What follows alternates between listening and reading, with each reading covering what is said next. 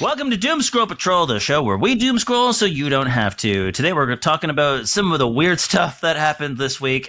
Trump gave a speech at the UN. Before that, Stephen Miller did a really awful speech at Charlie Kirk's, what we'll call a funeral. We also talk about stuff that's happening in South America. We talk about Alligator Alcatraz. And we're going to just jump right in. I'm Aaron Heggie McKay. I'm Harold Moss. I'm Hannah Snape. I'm Sam Perez. Stick around. You're not going to want to miss this.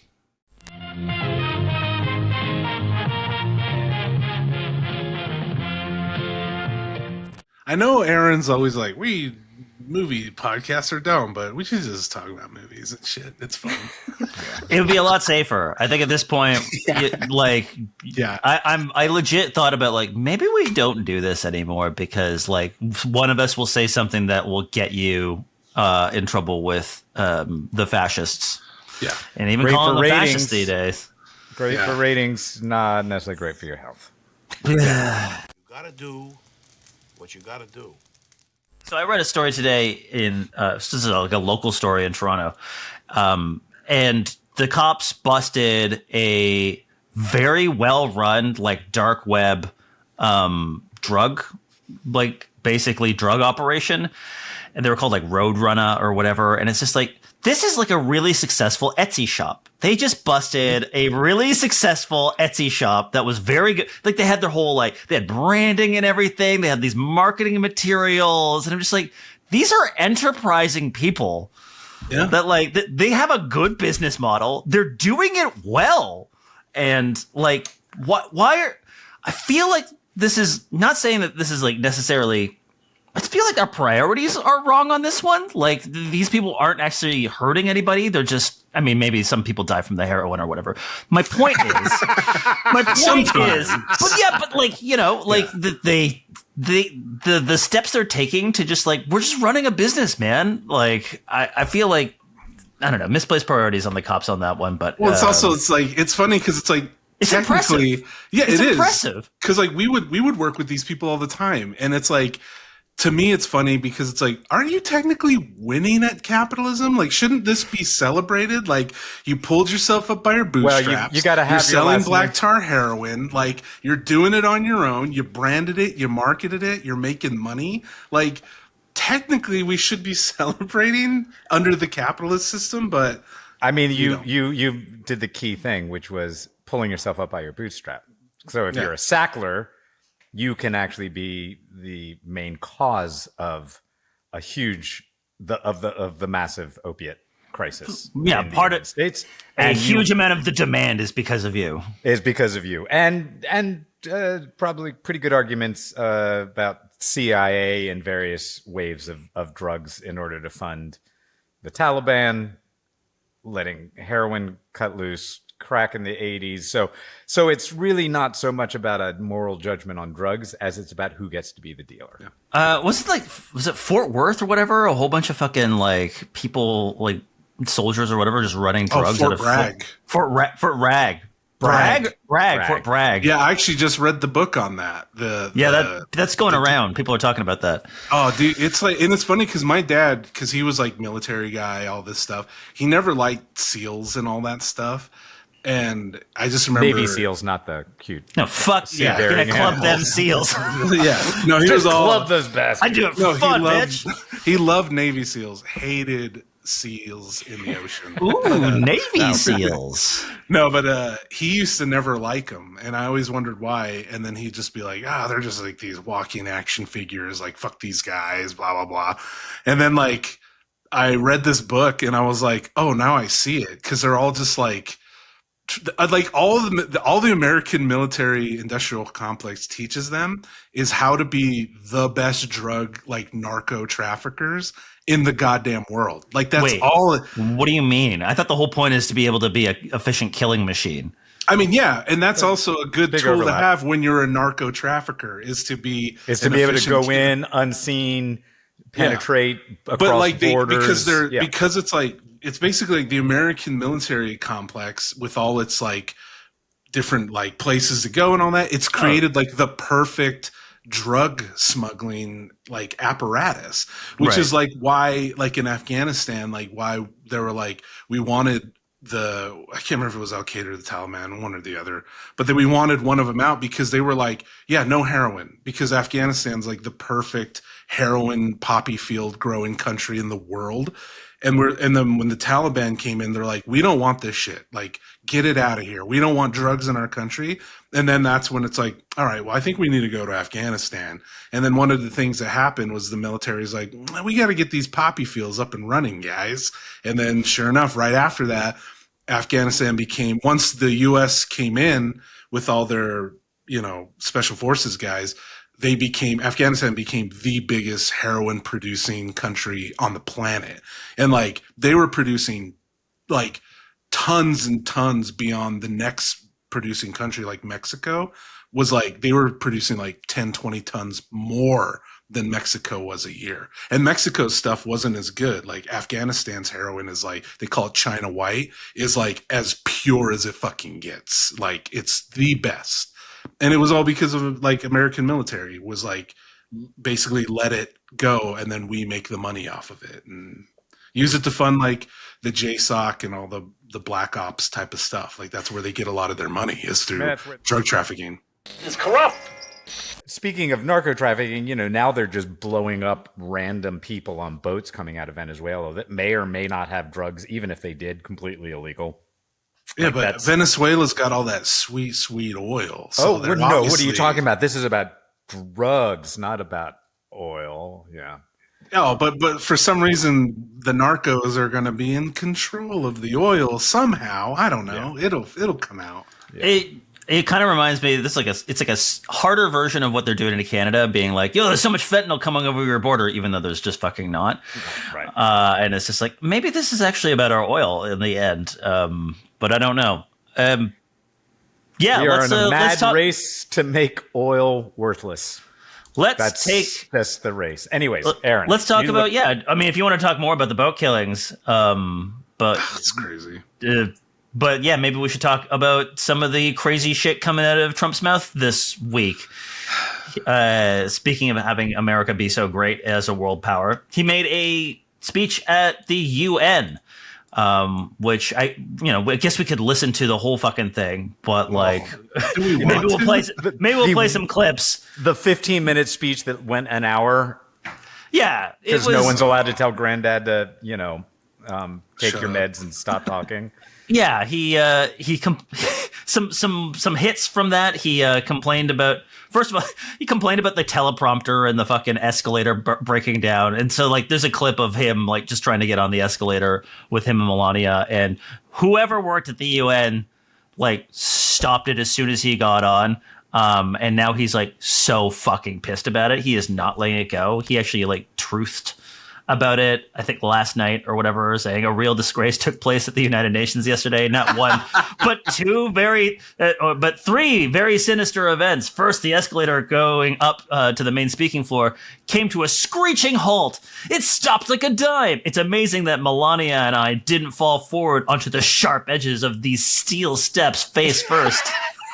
Wait, he had someone help him write that. That was way too Raymond Chandler like, boiler, That feels like Stephen Miller, who we will talk about after. But like, yeah, word choices sound like Stephen Miller. The UN says that the safety mechanism was triggered by one of Trump's own videographers on their team. That somebody bumped a safety thing, which you do so people don't get eaten by those sharp steel teeth of the escalator. So it was probably Trump's team own fault, which is, kind of sums up. That's a haiku for the entire administration. Yeah. No, he goes on to be like, all security tapes at the escalator are saved, especially the emergency stuff, but the Secret Service is involved. Thank you for your attention in this matter. But yeah, so he's already in a bad mood. And then he goes on about like the globalist migration agenda, which is, replacement theory, coded language, says that global warming and renewables are a con. Climate change. It's the greatest con job ever perpetrated on the world, in my opinion. And then he also claimed that he ended 7 unendable wars. In just 7 months, I have ended 7 unendable wars. They said they were unendable. You're never going to get them solved. Some were going for 31 years, 2 of them, 31, think of it, 31 years. One was 36 years. One was 28 years. I ended 7 wars. But of course, did not do any of that. Right. And And that's he some sometimes of the just makes highlights. up 2 countries and says he ended a war between them. What were the 7 wars Oh, that he said he? He tries to say Azerbaijan and Armenia, but he usually mispronounces Azerbaijan and sometimes replaces one of the 2 countries with another country that isn't bordering either of those countries. India and Pakistan, although Modi came out and said you did not have anything. yeah, it was not. You were nothing. That was nothing. It's all involved confabulation and because this is Ukraine- just the fragility. Yeah, I think Ukraine was also in there, which didn't end.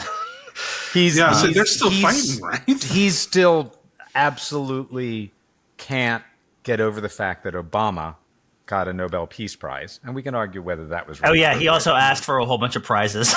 Yeah, and that's he can't get over the fact that the black guy got a Nobel Peace Prize, and so that's why he's so desperate to get a Nobel Peace Prize, is so that he can show up Obama, who he's never forgiven, A, for being black, B, for being black and being president, and C, for humiliating him at that one at the White House press correspondence dinner. Right. So the Department of State, just so we know which one the wars that we're talking about, Department of State did like a fucking propaganda post on this.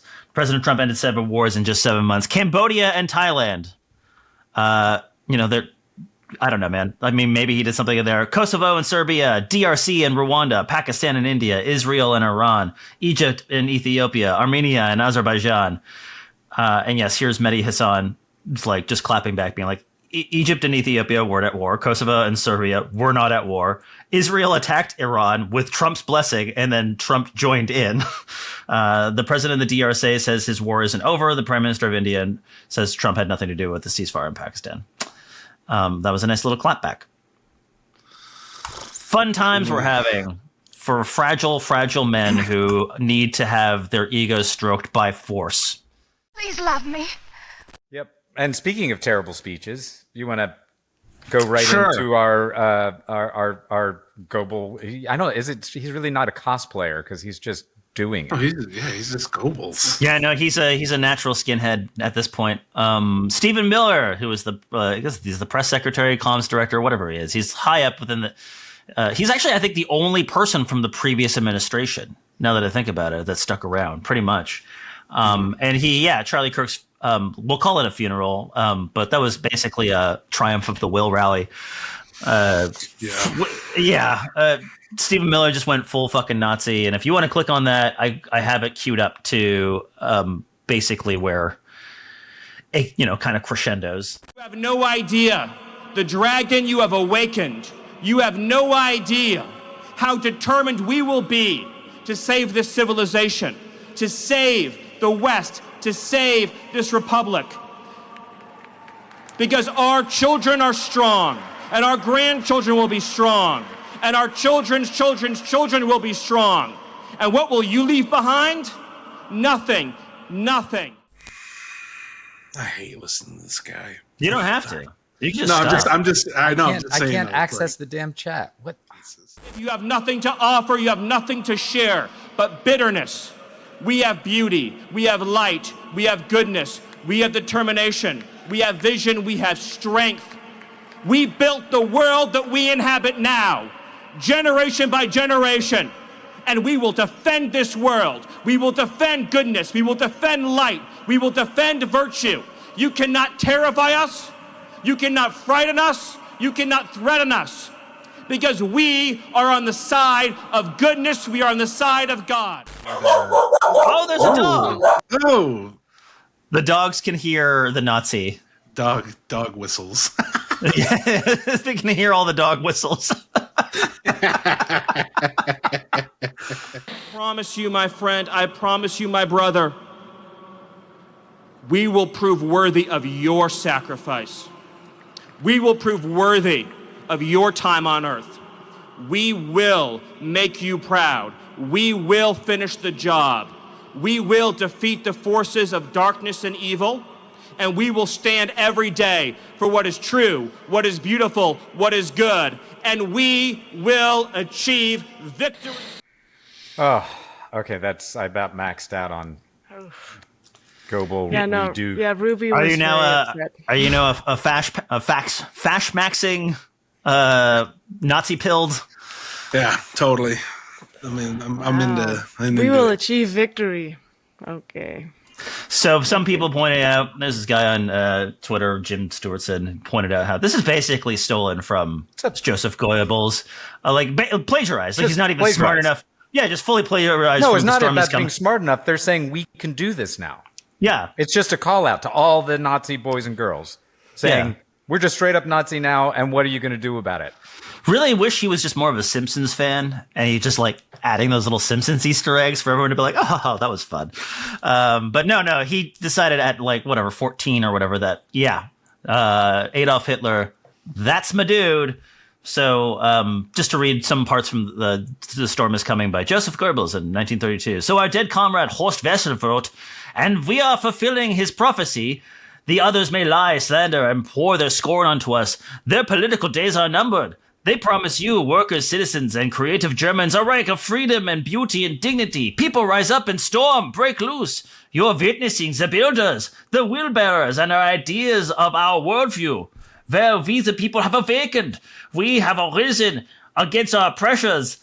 15 million people have joined in an army of revenge. You women, you men, women, and comrades are the bearers, witnesses, builders, and finishers of us unique people's uprising. We have served the truth and only the truth for 12 years. We have, etc.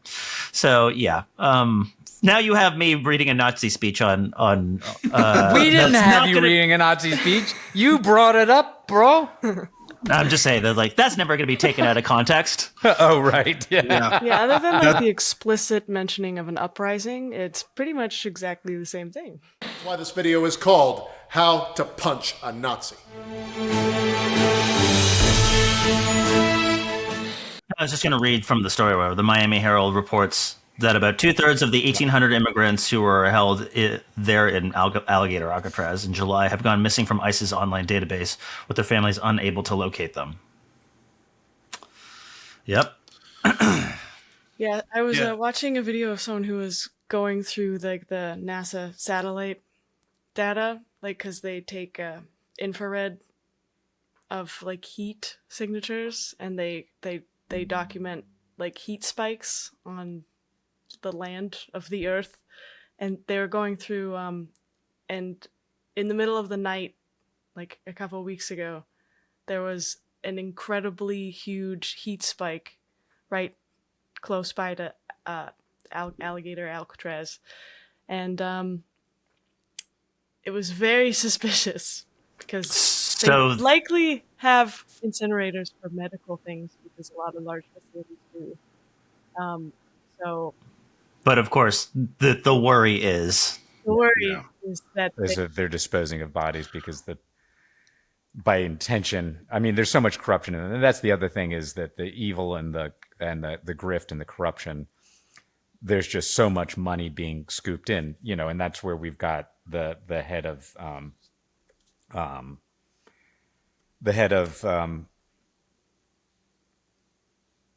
Tom Homan, who's the borders are, just won't even say that he didn't take $50,000 in cash. So people don't know, Tom Homan, who's the borders are under Trump, was being investigated by the FBI. He wasn't the original target of the investigation, right? It was just that in the investigation, everyone was like, that dude is taking bags and bags of cash, just tons of cash. People are just you really should go look at that dude, because he's just taken lots of cash. And so apparently they got him on videotape with agents taking $50,000 in cash, promising contracts under all this mass immigration thing if Trump came into power. And the FBI got that. The FBI got that under Biden. And then, like everything else, of course, they fed. I mean, here's the absurdity. The argument was, we have to wait for him to get into office and do something. But of course, if he was going to get into office, it would be under Trump. And what happened as soon as Trump came in, they squashed the investigation. Now Homan's going on TV saying things like, I did nothing wrong. I did nothing illegal. I sacrificed so much money to leave my private job and come into the government. I did nothing wrong. He keeps going, yapping. You know the one thing he never says? I didn't take a bag full of $50,000 in cash. He is never, because he knows it's on tape. It's on tape. And that's when you look at this entire mass roundup of people, there is so much corruption and money just being funneled. And it's by people like Tom Homan, who just took bags of cash and they're steering it. There's some guy down in Texas, I think it is, right? Sam, I shared this with you, who's just got a LLC out of his house, never did any kind of facility building, never did anything, just him, no employees, got a $1.2 billion contract. Whoa, to Sam. build an ice facility. Sam, you should offer to build an ice facility. You know what? Good on fucking idea. Navajo territory, and then just get $1 billion. Don't tell the president of Navajo Nation that. He might do it. He might get ideas. No, this Alligator Alcatraz stuff. So my girlfriend, her family, they're Argentinian, and her mom grew up in the 70s back when people disappeared in Argentina, because it's kind of the same thing, corrupt government. Lots of people disappeared. And it was interesting talking to her as this stuff is going on, because she's like, it feels like that again. Because like she's like, I remember coming home and like your neighbors or stuff, whoever would be just gone. No one knew what happened to them. Or they'd come back and they were different because like, they were tortured horrifically. And it was just interesting to talk to her as someone who's lived through something like that. And she was like, it was just horrific because you never knew if it was going to be you. And what breaks my heart, and obviously hers, is she's like, I never thought it would happen here in America. Like, because, America's always talked about as this great country. And that's, she moved here back in the 70s, 80s. And now she's like, it's happening again. Like, I remember this as a little girl. So. Sucks. Good thing Argentina is doing great these days. Oh yeah. I mean, Speaking of Argentina, the model now of Milei, who just decimated the Argentinian economy. Did we just send him like $20 billion? We're about to give him $20 billion because it's the wheels have come off. Because he's so awesome. Because this kind of like shock therapy is only good for one thing, which is privatizing and looting, and that's exactly what happened. They push it on. Now, there were problems with the Argentinian economy and inflation. There was all sorts of stuff that did need to be done and dealt with dramatically. But making poor people poorer and privatizing stuff and shoveling money over to the rich people usually isn't the most effective thing at actually improving the economy, as we are discovering in America. However, if there are no reports, there is no bad news. That's the other big thing in America now. We're just no longer releasing reports on inflation, on child hunger, on anything. We're just going to start, because they hurt Trump's feelings, because they're real. And reality hurts his feelings. Yeah. We took a birdie, tra-la-la, laid an egg on the Bundy sun began to crack. We took a birdie, la-la-la. Well, I was just going to say one of my favorite conspiracy theories that I've heard about like the whole Alligator Alcatraz thing is that Elon Pelon, Yes, we know of him. Yes, you know that guy.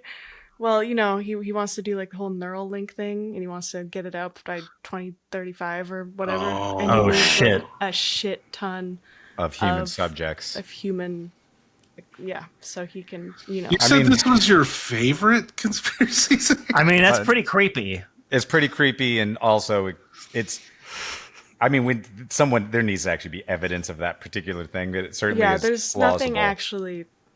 It's just fun. Sure, but we can just spread it. It's not fun. I take it back. It's not fun. But, Well, I mean, hundreds of missing bodies, and also Trump and Elon did a big make-out session at the Charlie Kirk memorial. Damn. So that may be, because he's like, oh, that's right, I need fresh meat to test my Neuralink devices in. That would be a pretty gross thing if that were true. I mean, again, this is a conspiracy theory. We have no evidence of this, so we're not reporting this is happening. There is no bottom for these people.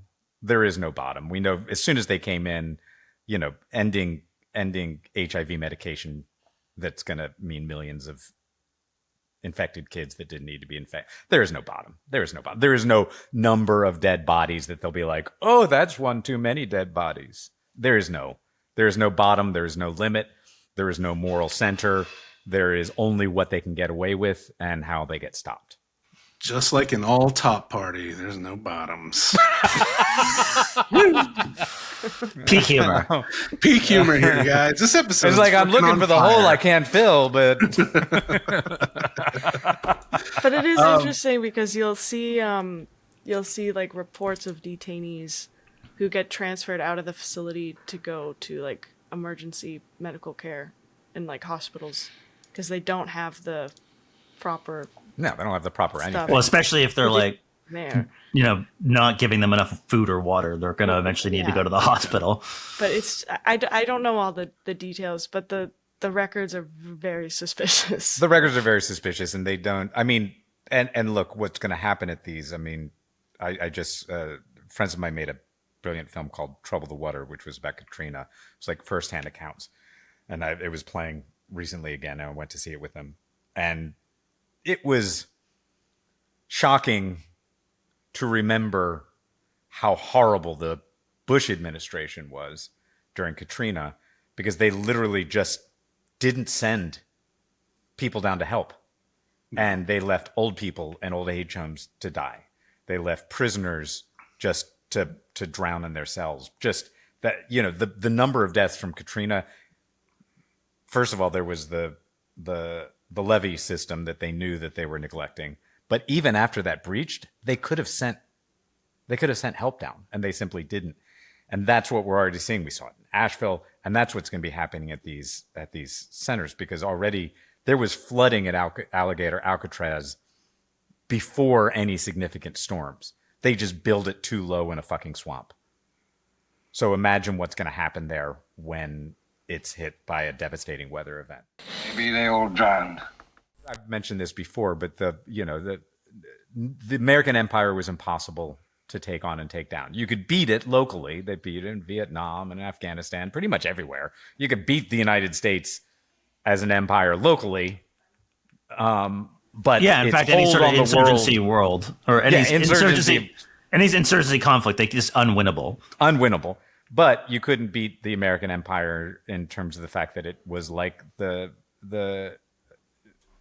sun never set on the British Empire. The sun never sets on American military bases 5 times more than the next country in line in terms of money spent on military, just the hold that America had. And like most large empires, it took the empire itself to do itself in. And I think it'll be very interesting to see how things reorder now that America's really taking itself out of contention. The damage that's being done now is not repairable quickly. The decades of research thrown out, satellites being decommissioned because they're giving inconvenient data, and a complete surrender on renewable energy. But China is, there's a COP meeting going on. Not COP. I mean, well,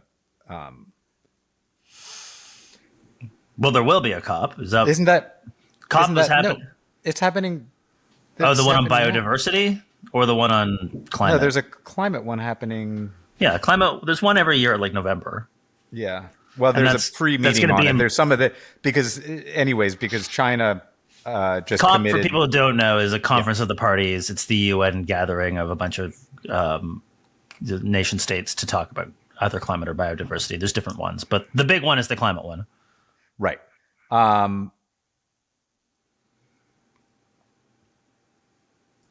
Did he freeze? Sorry. No, I didn't freeze. I'm trying to get all the things. Anyways, China's come out shorter than the goal of reducing emissions by 30%, but come out to cut 10% of their climate emissions over the next decade, which is short of what we need. But and that they're going to try and peak their fossil fuel use by 2030. The thing about what's happening with China is that they probably already have peaked their fossil fuel use. Now, not in 2030, because they are building out so rapidly and they are selling it around the world. And I think what we're also going to see is an energy regime where there's petrostates, including the United States, trying to desperately keep relevancy on this. But the curve on renewable energy has passed that point. Now, we need to do it faster than is happening.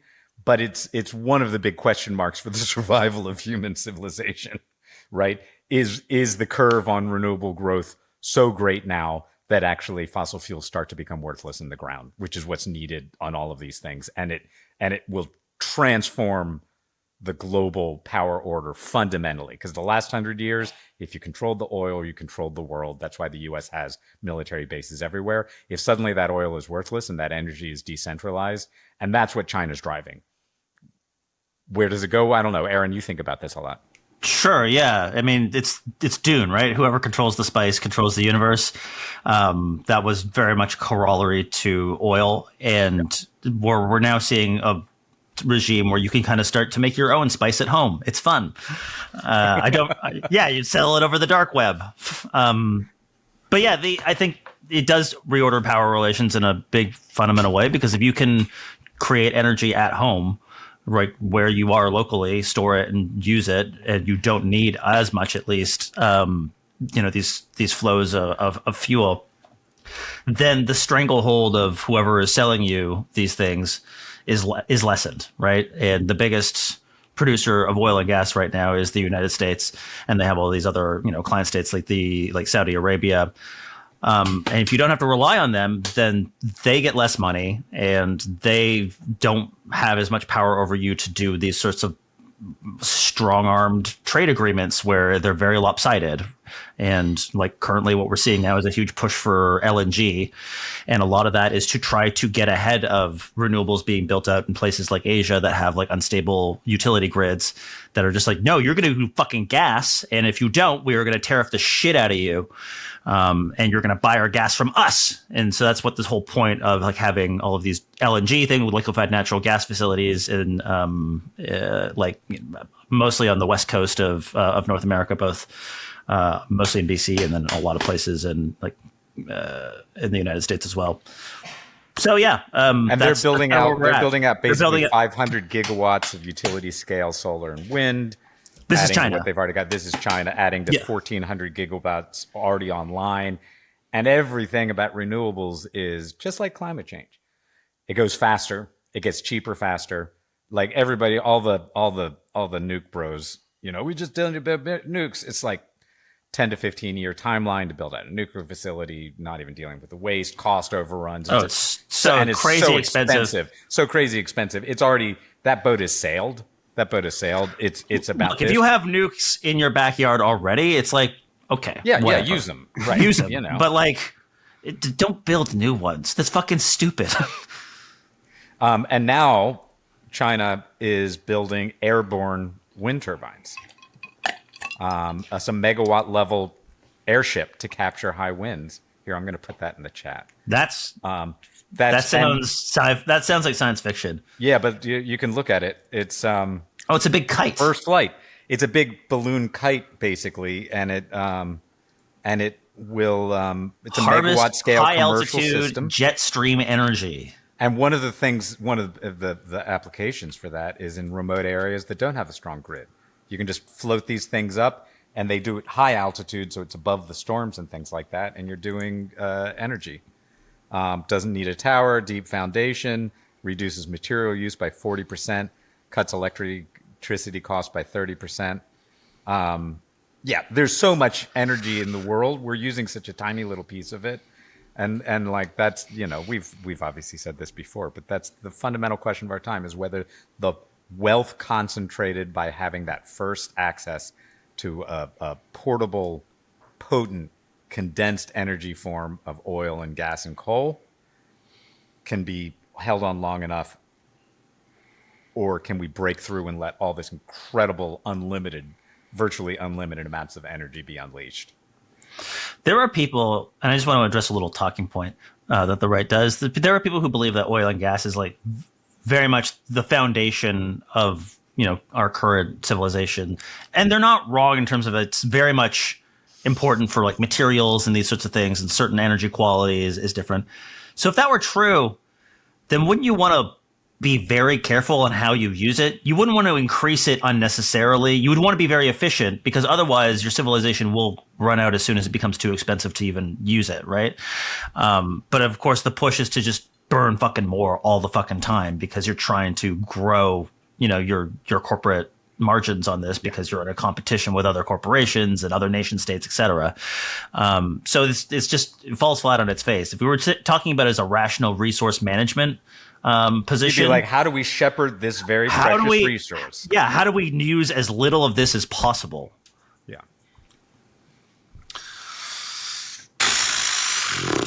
I don't know why we don't. I don't know why we don't start making plastics out of like those compostable plastics. They're not supposed to last very long, but like everything made of plastic doesn't last very long anyways because of and a lot of them are whatever it's called. They're obsolescence. Planned obsolescence. They're also, a lot of the compostable plastics aren't, but it's where a rational society would put huge investments, because as we know, there's plastic in every drop of blood, every drop of water on the earth. There's microplastics everywhere, and somebody someday may be around to be able to determine exactly what the hell we did to ourselves by infusing every living organism on Earth with plastic particles. This feels like not even a disinformation campaign, but some sort of like try to get those conspiracy folks against the oil and gas industry, but being like they are literally poisoning your blood and destroying your sperm. Like, and why isn't this? Yeah, exactly. There's evidence for this. They believed crazier shit with less evidence. Why are we not?